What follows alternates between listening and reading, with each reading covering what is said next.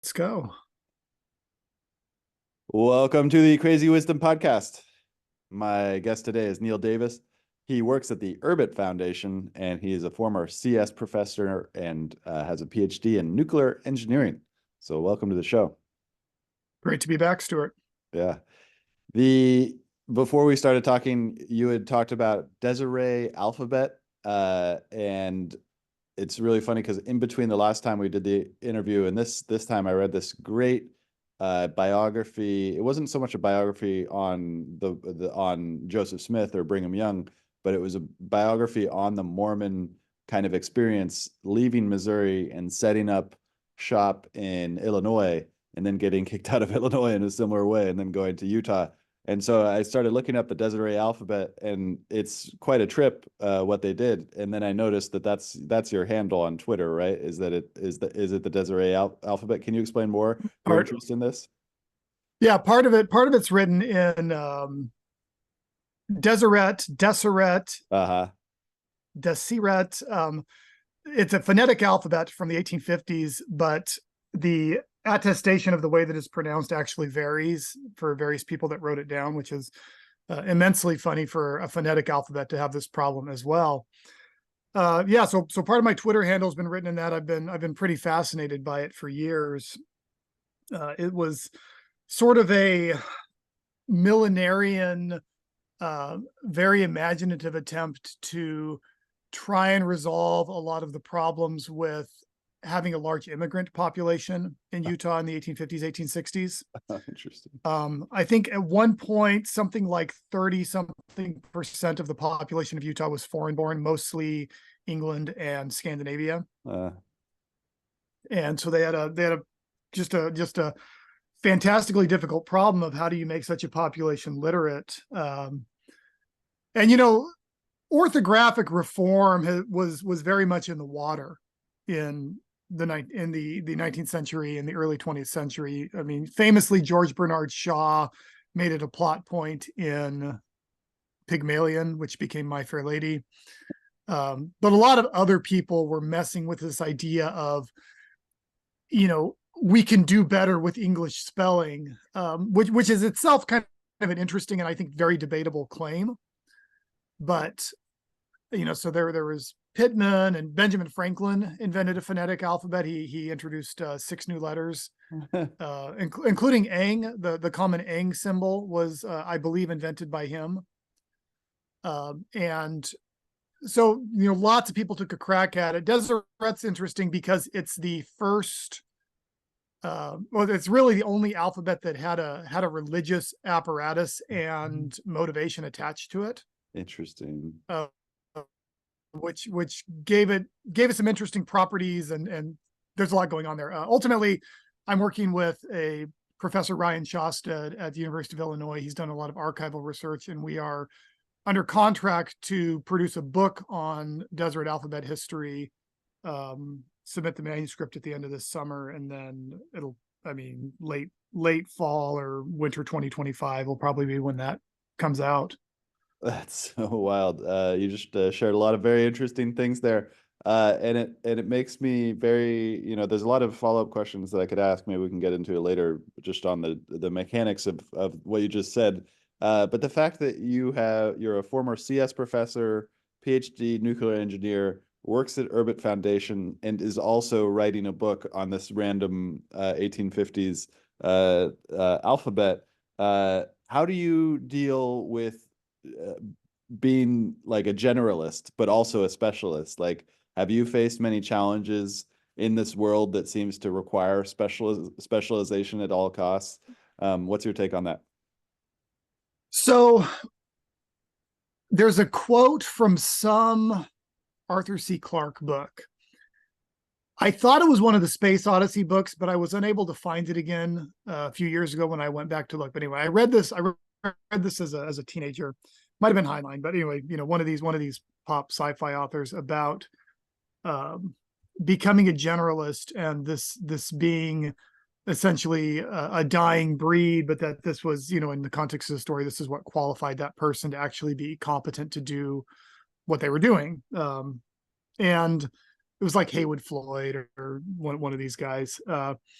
And that, in the way that strange things stick out like burrs, and you catch yourself on them. That one really stuck in my head, and I've actually had it in my mind since I was probably 15 years old that generalism was the way I wanted to go in the world.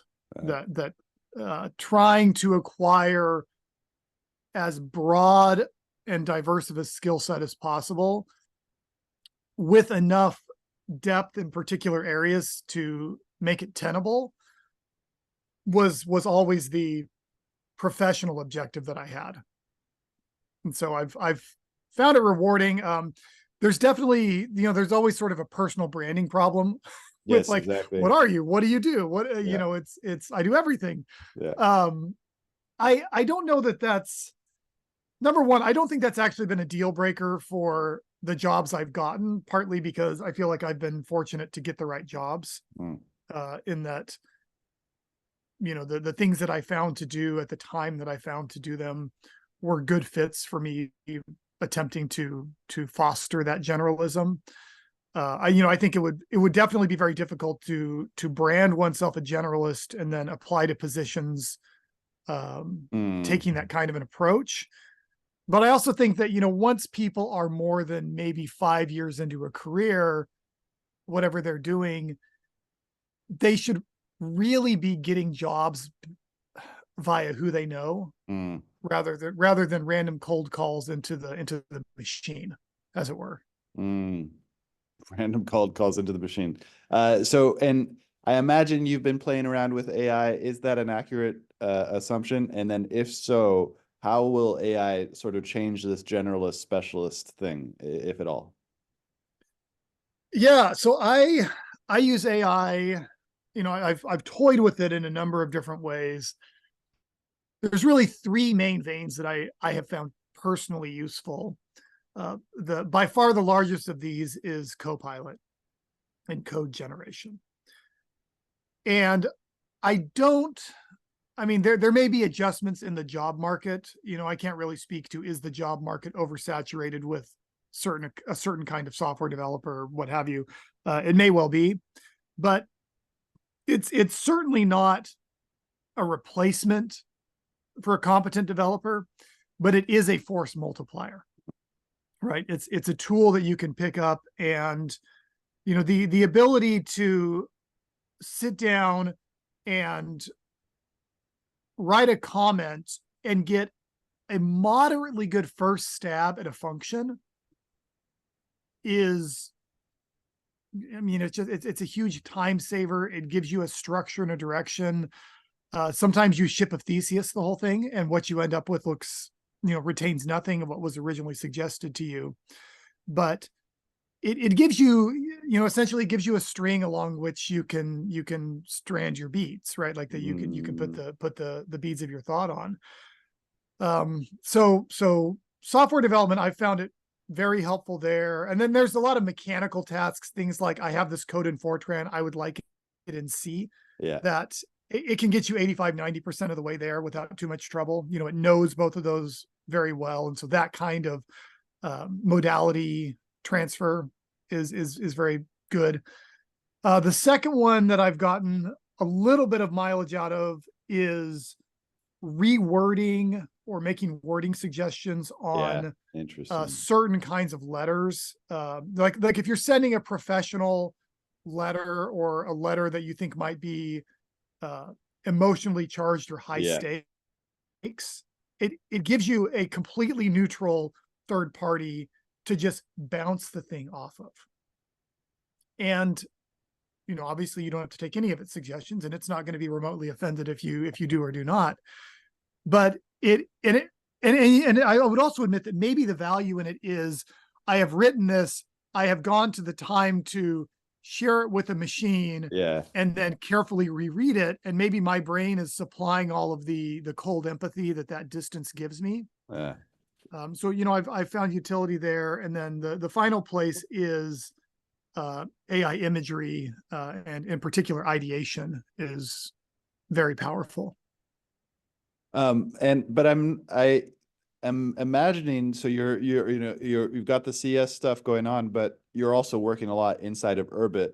And I want to understand more about whether Urbit has anybody fine-tune a model to start helping with code generation on Urbit yet. Have you found any code generation, or have you managed to, does it help you with programming in Urbit? Okay, so Urbit programming is written in Hoon, and which compiles to Nock. And at some level, this requires some understanding, whether embodied in a large language model matrix or not. It requires some of, excuse me, things like the subject-oriented nature of Urbit code. Like, are you inside of a core? Are you writing a core? This kind of level of what's going on. Analogous to, am I writing a method inside of an object? Am I writing an object? Am I writing something outside of an object that you'd run into in, say, C++ or Java? The biggest problem, I think, right now, the biggest challenge is that the corpus of language material is simply not extremely large. The way that C or Python is, right? Like, so, code generation is extremely good in Python.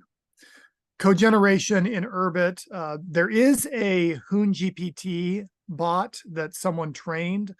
I have not used it extensively, but it's a chatbot style response interface rather than a Copilot integration. Some people in the community have reported that they have found that to be helpful for what they're doing, but I have not personally experimented with it beyond a very cursory. I like my VS Code integration. I don't often cycle back to the OpenAI chat interface to write code. Oh, interesting. But you are using it for image generation and for the wording. That's what you use ChatGPT, or are you using another one? No, I'm going to use ChatGPT for wording. Image generation, I've cycled between several. I used Midjourney for a while. Was very satisfied with Midjourney. Tried MageSpace. Tried now I use Dali mostly. There are definite stylistic differences between them, and their entire Discord and Reddit communities architected around trying to optimize for certain particular outcomes.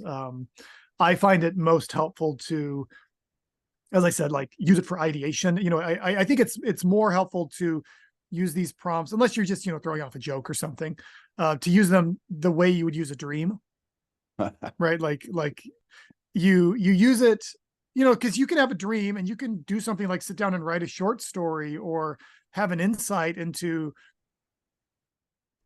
science or the nature of reality from your dream. That's a well-known function of dreams. And I think that, given the relative quality, but the ability to explore options that image generation affords you, I feel like that's the sweet spot right now, and probably for the foreseeable future, is just try some ideas, try some shapes on, and then you as the human are still responsible to turn whatever you come up with into a final artwork or product or whatever that may be. You just gave me a great idea. I ran across a picture of Salvador Dali with his anteater, his pet anteater, taking a pet anteater on a walk, and I was like, wow, okay, this is a man of knowledge. I want to go investigate more about this guy's life. And so I started going on a ChatGPT and asking about Salvador Dali and what he did for art. And I discovered that, there's this surrealist. He was a surrealist. And some of the way that he came up with his art was he created this thing called a paranoiac critical method. Have you heard of the paranoiac critical method? I believe I have, but I don't remember the details of it. So essentially, it's a spontaneous method of irrational knowledge based on the critical and systematic objectivity of the associations and interpretations of delirious phenomena. And so what it is basically he would This guy academics. What's that? This guy academics. Yeah, exactly. Yeah, I like that. So basically what he would do is he would sit down and in basically the opposite manner to everyone else who's trying to avoid the irrational and paranoiac thoughts. He would ask for more of the paranoia. And so, and then he would just like go into every stream of thought, like, oh, okay, they are really out to get me. How are they out to get me? Well, they're tracking my thoughts. They've got, MRIs, and they're tracking all my thoughts and stuff. And he would actually use that. And that's how he would came up with his art, is then he would write down all the thoughts and notify the themes. And he thought this is the best way to get into the unconscious mind. And I just discovered this today, so I haven't had the opportunity to try it yet. But I thought it was free. Go for it. It's interesting to contrast this with like Gustave Moreau, who was the symbolist painter probably Ooh. 30 years earlier than Dali's heyday. Wow. And he would do these intensely detailed, like they were kind of psychedelic pieces. They're a little bit deep dreamish in a sense. Wow. But they're very elaborate, like a Rococo or an earlier kind of painting, but they're also highly formal. Like they weren't unstructured the way that Dali became unstructured, and he would do these fantastic scenes. They're almost more like if a Greek mythographer were painting in the academic style of the 19th century or something like that. Wow. I'm looking at the images right now, and they're absolutely beautiful. Yeah, Moreau's really an interesting guy, and unfortunately, unless you consider the surrealist to be the follow-on of the symbolist vein, I don't think there was really anyone that I'm aware of that followed up that pattern. Right? There's no continuation of that tradition. This is really beautiful, and so the idea that I had about Salvador Dali as you were talking was, maybe I should go train a custom GPT on this method, and to help me figure out how to do it. But now it feels like there's a new idea also coming on, based on the Gustave Moreau, these beautiful, beautiful images. This is really interesting, but I'm not sure. I'm going to go think on that later. So after you asked on Twitter what we should talk about, somebody mentioned symbolism, and it feels like these images are also related to symbolism as well, right? You mentioned something about that, how symbolist or something. So that movement's called symbolism. Okay. As the title of it. The tweet that was Hermes Thurston's tweet of Apocalypse Confidential magazine, he suggested talking about syntax and symbols, which circles back around into things like Deseret Alphabet, of course. Yeah. And so why are you so interested in syntax and symbols? Actually, I want to ask, have you used AI to help you with your alphabet investigations or your book writing in learning more about the alphabets and such? No, I've actually been very conscientious about not touching it with AI. For one thing, there's really not really much of a published corpus that any of this would be trained on. So I could imagine you could write an AI that would, so it's a phonetic alphabet, so you're writing English, but you're writing it with a different set of symbols, just the same way that you would if you were using the IPA or something to write with. But I don't know, I feel like I have this sense that writing a book about a religious alphabet, that ultimately the project sort of failed in the 19th century, right? Like people didn't learn to use it in large numbers and take it up. But I sort of feel like I feel like to do it correctly, it needs to be done by the hand of man, if that makes sense. Interesting. Like I feel like I have this weird, like I would typeset it on a computer, I would type it on a computer, but I feel like the reasoning that needs to be done about it needs to be done by an unmediated human engaging with the material. Ooh. And now that I say that, like I've sort of thought about this, and like I have been like I said, conscientious about not using AI on any part of that project. And I think in a sense, I feel like engaging with something religious like that when you don't yet understand the nature of the tools that you're using would be incorrect to do. Yeah. And it's like the Like maybe opposite. someday it would be right, but it's not right yet. And it's the complete opposite of the sort of galaxy brain Silicon Valley run right into it, accelerationist. Let's turn this into a god. It is a god. It is the next like idol. Like it is so powerful that it's going to be, you know, replace all human religion with the super AI god, which is almost as bad as the doomer stuff as well, which is like it's a demon and it's gonna destroy us all and kill us all and everything like that. And they're both just so, according to my understanding, very, very wrong and going to lead to some really absurd sort of things. I really like what you said, and I really like it. It's so funny because AI is kind of like a surprise to a lot of people, taking our linguistic world rather than, you know, our vision world. It'll go to our vision world soon. It already is in many ways, but the real change has been to our linguistic world. And this thing that you just mentioned of like there's a spiritual religious connection with language that's really important. What have you learned from going back to study? Well, why did you get so interested in Deseret? I mean, you know, so I'm Mormon, culturally Mm, Mormon background, and so you know, it's a thing that I've sort of been dimly aware of for a long time.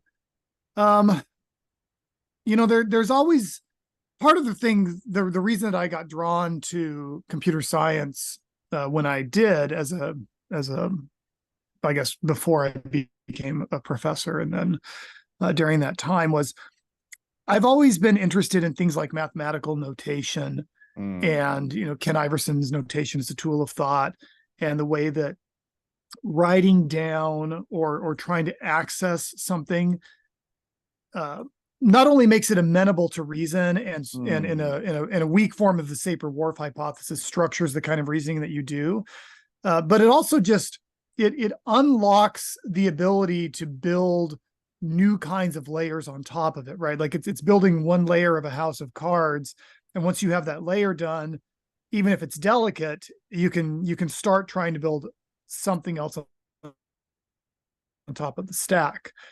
Uh, you know, one thing that comes to mind was an experience I had in high school. So my senior year of high school, I didn't take AP calculus. I decided I wanted to be different and do something different for fun, because why not?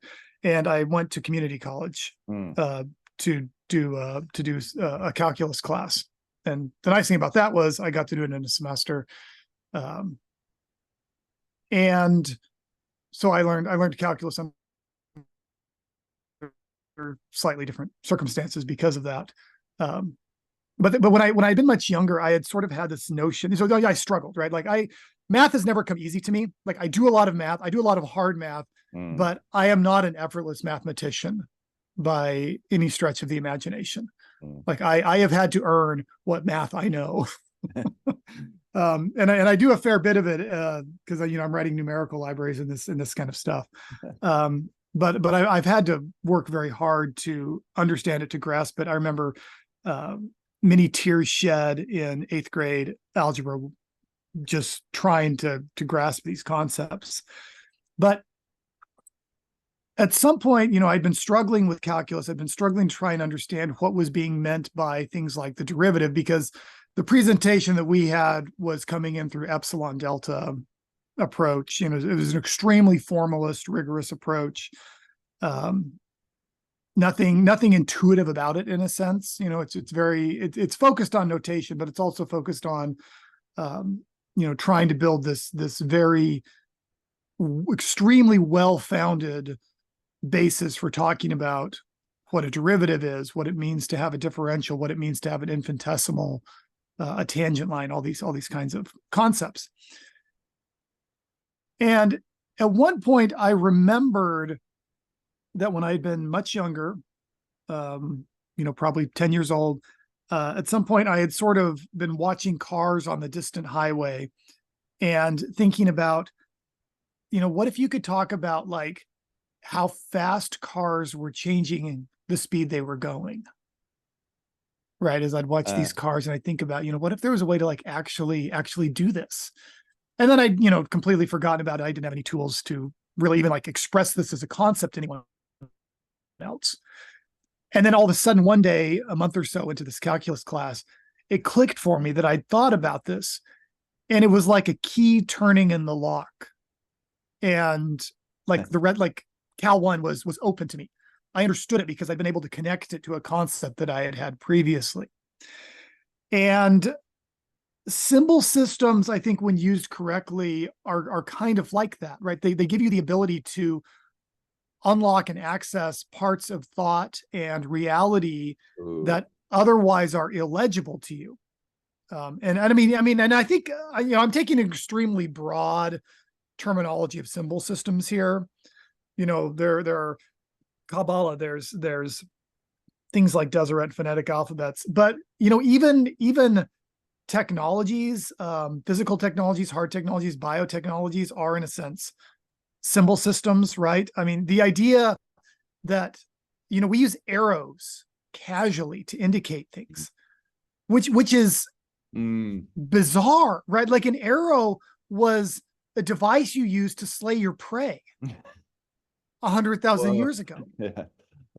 Right? Like we've reified and refined this concept so that it has gone from I have captured, I have slain this mammoth so that we may eat, to I can now indicate an intent, right? Like it has been refined to that level that an arrow is essentially a pronoun, right? It's a finger pointing saying that.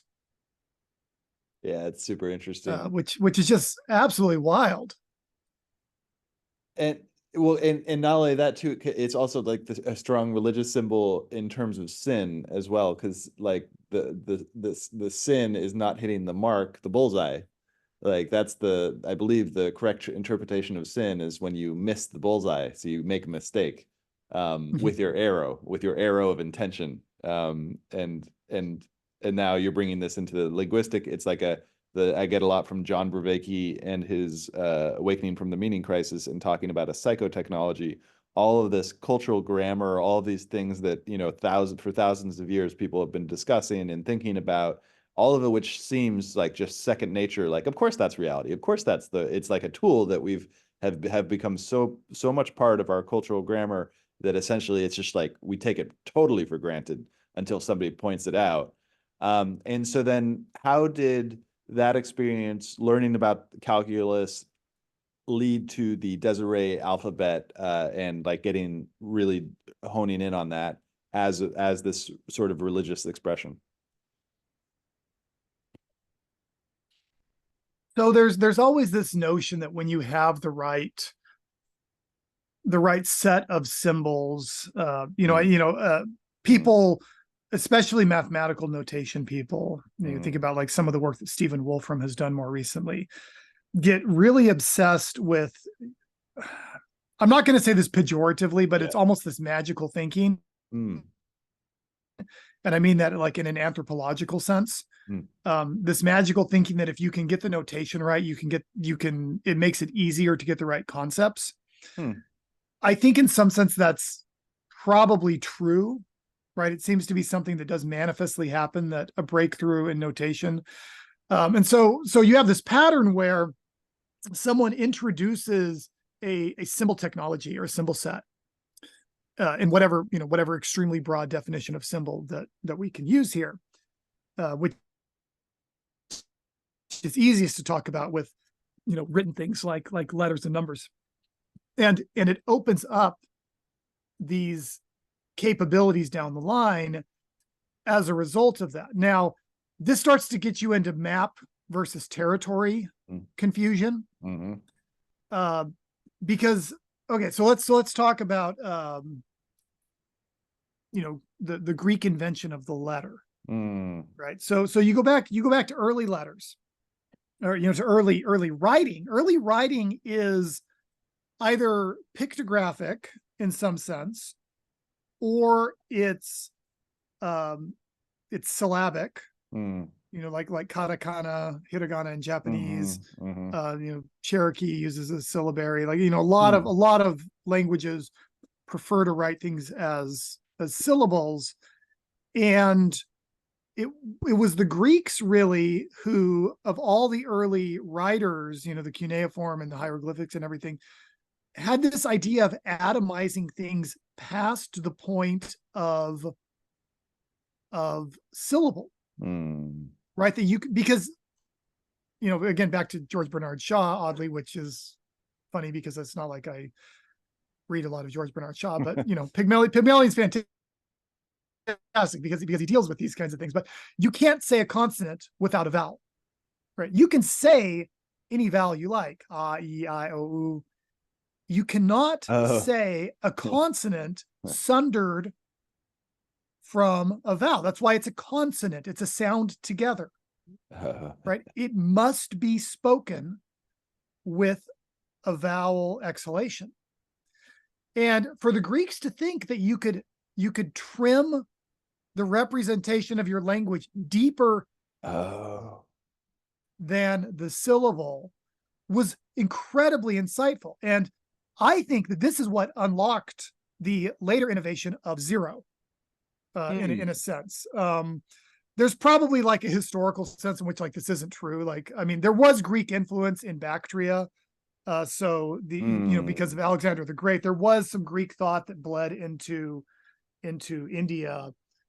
So there may be a historical way to attest this, but I'm not going to try and defend this as a historical thesis. I'm going to defend this as a conceptual thesis, which is that the idea of zero and all the things that zero unlocks for you, in a sense, only becomes possible because the idea of something like letter, right? That you can talk about a part of something that can never just be a part.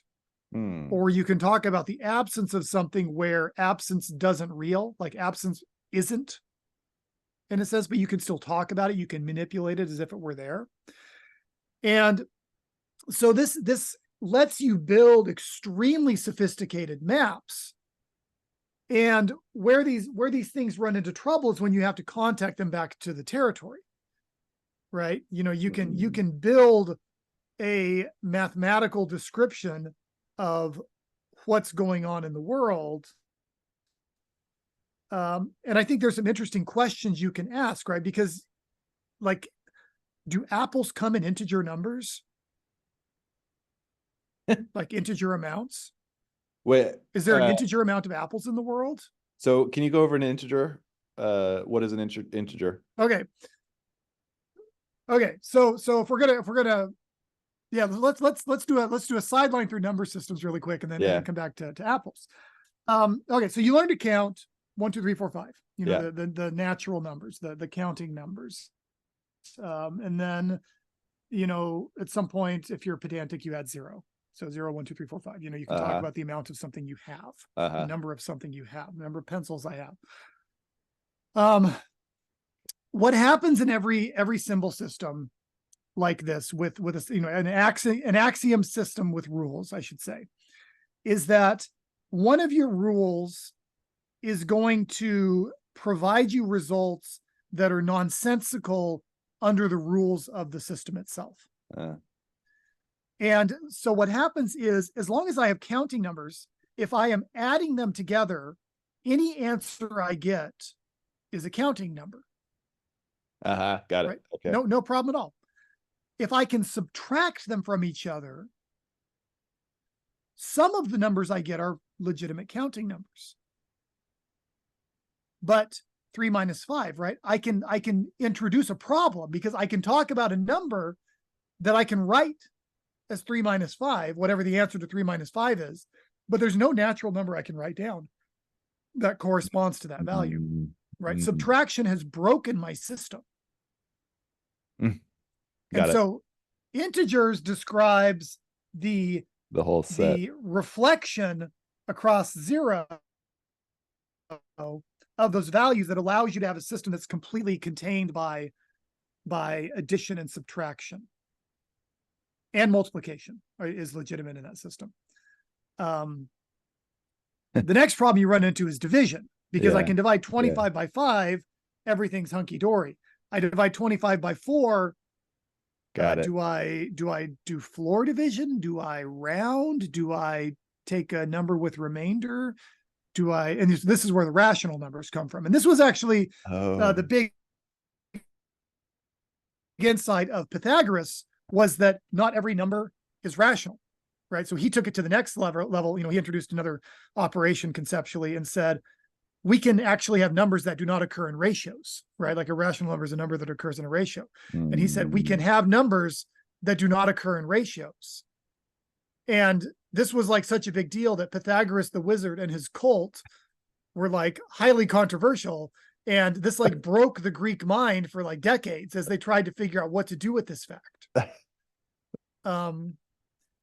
But it also means, so we've built this way of talking about ratios, which, to the Greeks meant things like where I'm putting my finger on a string when I play the lyre. Like it's a very real mechanical thing. And I can build a lyre that if I put my finger here and I pluck these two strings, they sound the same, right? They make the same sound because I've hit the ratios correctly for the tension and whatever else may be going on. So they, for them, it was extremely tied to the real world, and their proof systems were not verbal, word heavy, symbol heavy systems. Their proof systems were geometric systems. They worked with, they actually didn't work with angles the way we do. They worked with chords, the chord of a circle, which is like the part across from the angle. So the original proofs would have looked very different.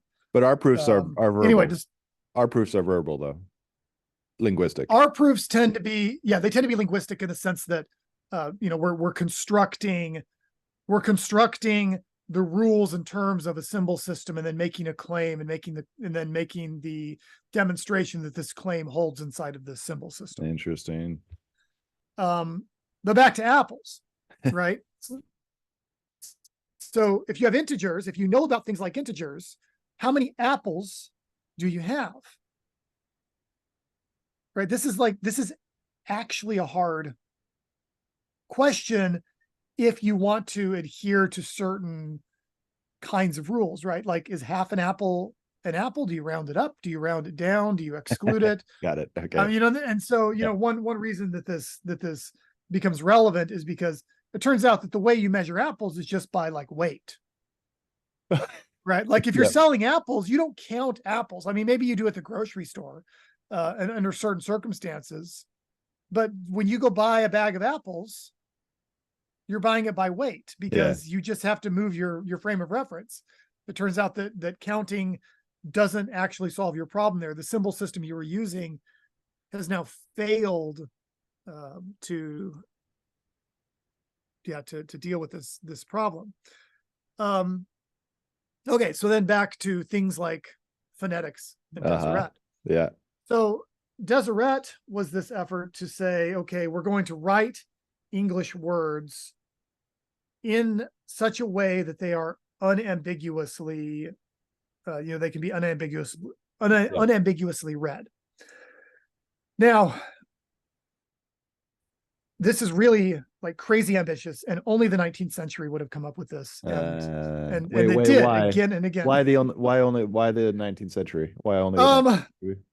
So my sense is that the Industrial Revolution era, as a form of middle modernism, like not early modernism or high modernism like you got in the 20th century, but like, basically middle or classic modernism, was extremely confident in its ability to make the world legible. And part of that was because it was fueled by a lot of successes, because there were a lot of low-lying fruit in making the world legible. Yeah. And this is where, if you go read James C. Scott's Seeing Like a State, this is where a lot of these ideas, like in Germany, they introduce scientific forestry management. And what they do is they'd go in and they'd like chop down all these trees and then plant them in rows because they're easier to count. like just like this extremely rigorous, like, so the idea that this gets into, in linguistics, this gets into your distinction between prescriptive and descriptive systems, right? Where in the 19th century was very prescriptive in that it said we can write down a description in such a way that we can enforce it as this is the way that it is done. And it wasn't until much later that I think everyone kind of chilled out and said, let's just write down what people actually do and see how that goes. Okay, I have to ask this question because this is like, it's going to be very, very tangential to what we're talking about, but you just kind of put something into perspective, particularly around the 1850s and the 1870s that I've been trying to think on. Particularly, there's 1870s feels like when people say return to tradition, it doesn't feel like they're talking about Rome or, even the 1500s or the 1600s. It feels like they're talking about 1870. Like, it feels like that's what they're talking about. And I don't have a very clear understanding of why they're talking about it like that, but it's something to do with the railroad and, like conquering the world type of thing. The West was finally won. But now I want to ask you, what's your take on what happened in the 1960s? Because that also feels like another sort of moment where things sort of either, depending on who you're talking to, either completely revolutionized for good or completely revolutionized for bad. What do you think happened in the 1960s? A lot. Okay, so I think that there is pretty good evidence that human psychology slowly evolves. Things like the bicameral mind hypothesis, but in general, speaking loosely here, I think we could probably shore this up if we talk to like the Quayle Research Institute guys or whatever, and like their thoughts about like annealing and everything, neurological annealing. But I have this sense that human psychology tends to crystallize into certain particular architectures. And those architectures are largely governed by the information environment around them. Like your brain, your psychology settles into a form that is concretely responding to the information environment in which it was created.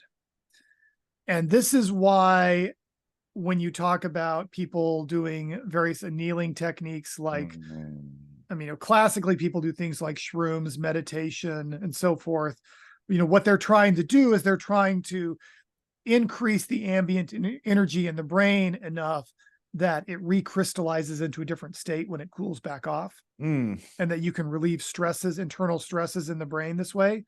I'm using a material science analogy that's actually quite common in the field, but there is a sense in which this seems to be measurable by people who are working very hard on neurology and psychological modeling.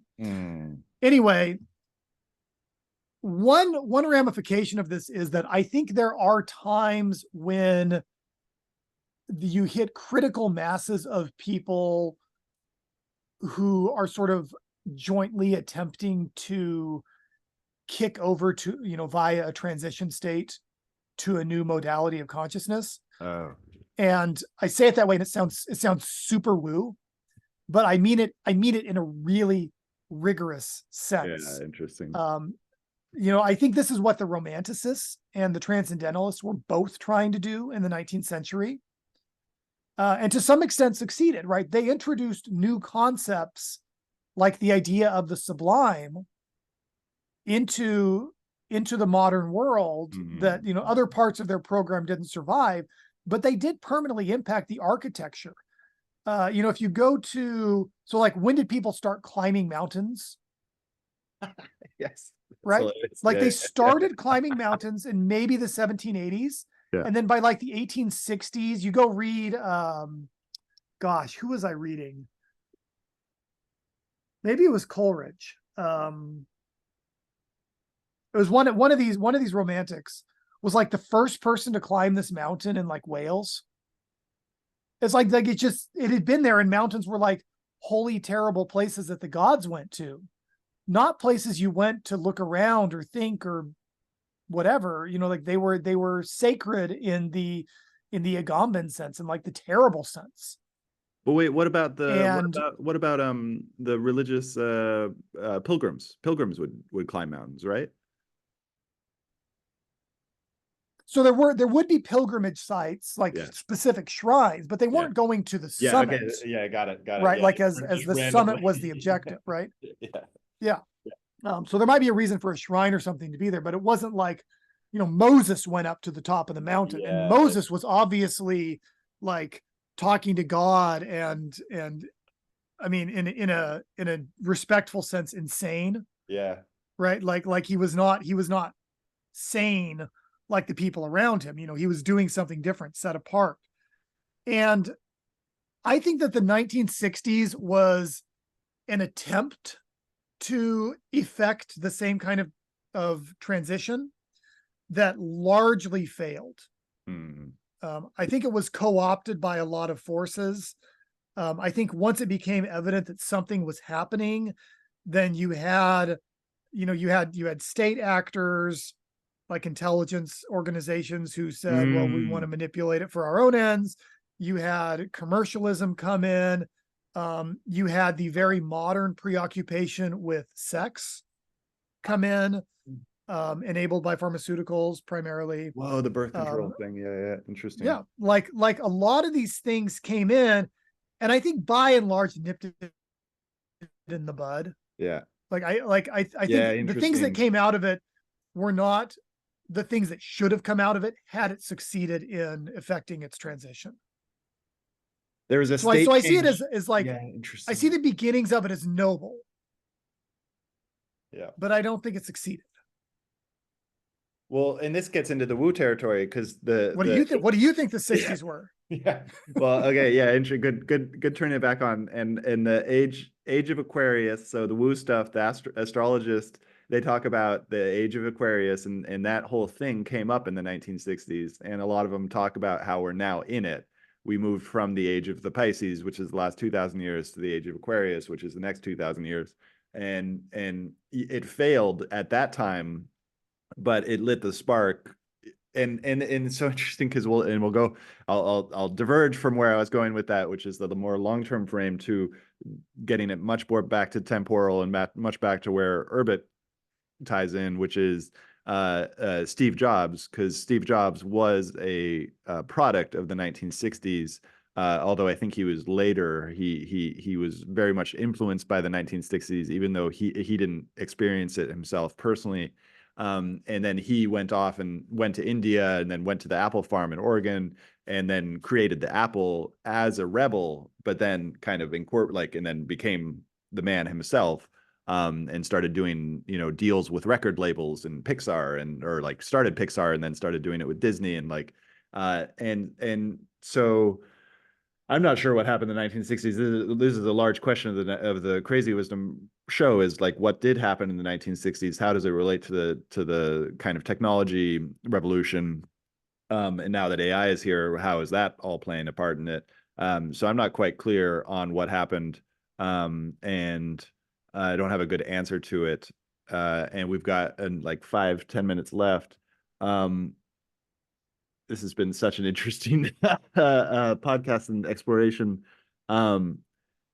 Where do you think we should end? Like, so annealing is a really interesting, the state change from the 1960s, but it wasn't just a state change in an individual, it was a state change of culture. I guess that's a good question to end, is like, where are we headed next in terms of this cultural experimentation that we're all a part of? Because now it feels like the 1960s, that seed that was planted in the 1960s, that I think you're right, that ultimately failed. Like, where's that headed? I mean, I think you end up with, like the way I described with the Romantics was like there was sort of a critical mass. And one of the reasons that I'm interested in Urbit, right? Like, I work for Urbit. Yeah. I made the decision as an intentional thing, because I am convinced that without high variance in human endeavor, we are not likely to find the solutions that we need to find to keep this train running. I'm in favor of seeing a lot of different kinds of communities, different attempts to solve certain kinds of problems come out.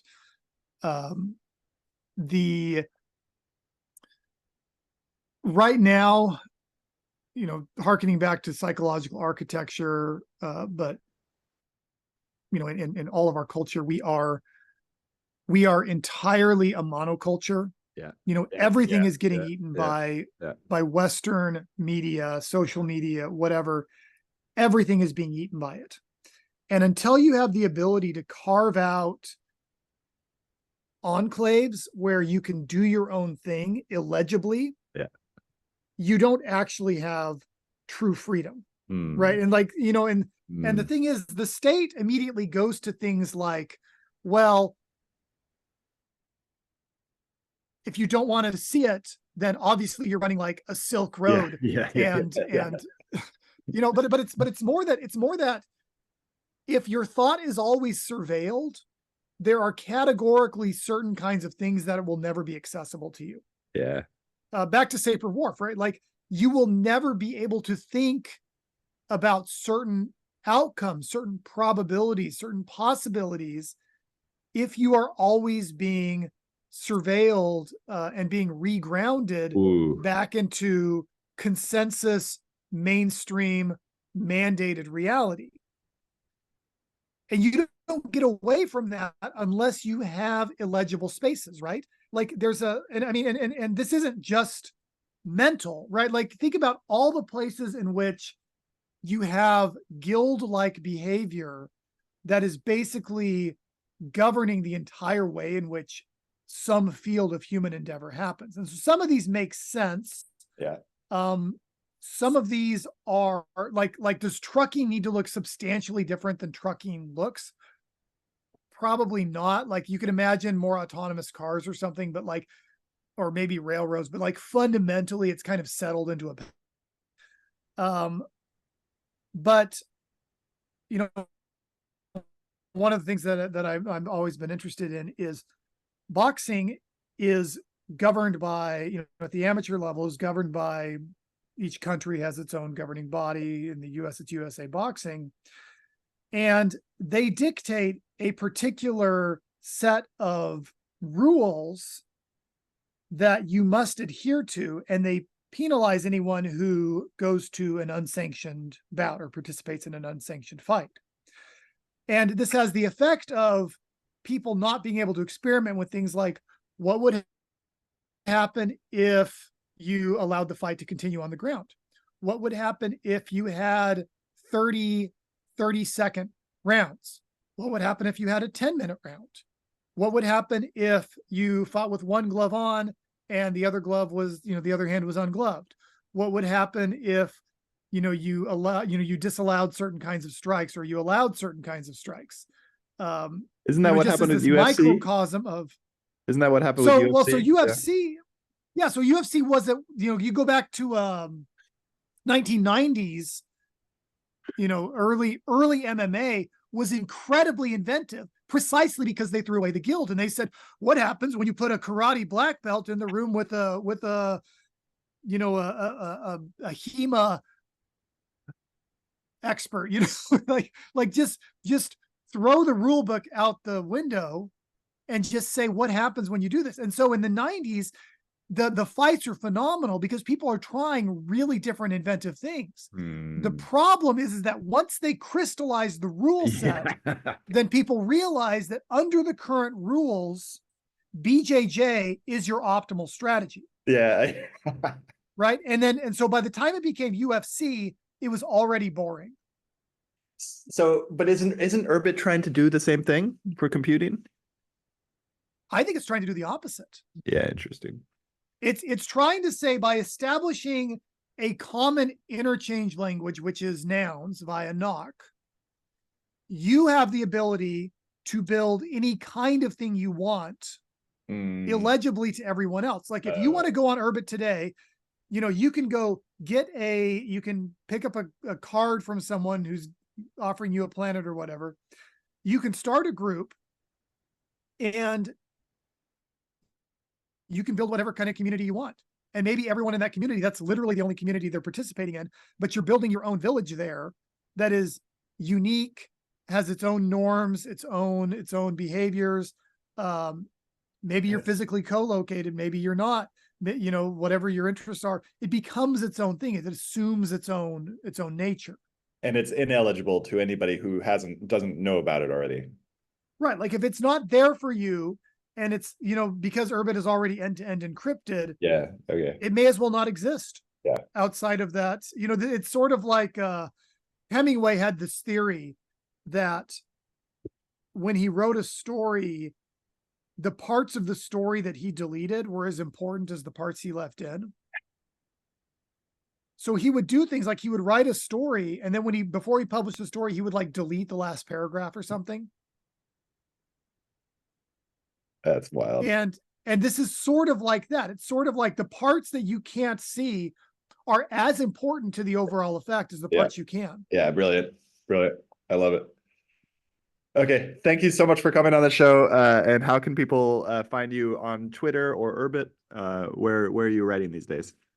Okay, on Twitter, I'm at Sigilante, Sigilante. On Urbit, I'm at Lagrev Nakfep. I'm fairly easy to find on Urbit because I'm sort of gadflying about there all the time. And I'm still in the environs of University of Illinois. If anyone in town hears about it or is visiting there and wants to hook up, I'm happy to chat. Thank you so much. Thank you, Stuart.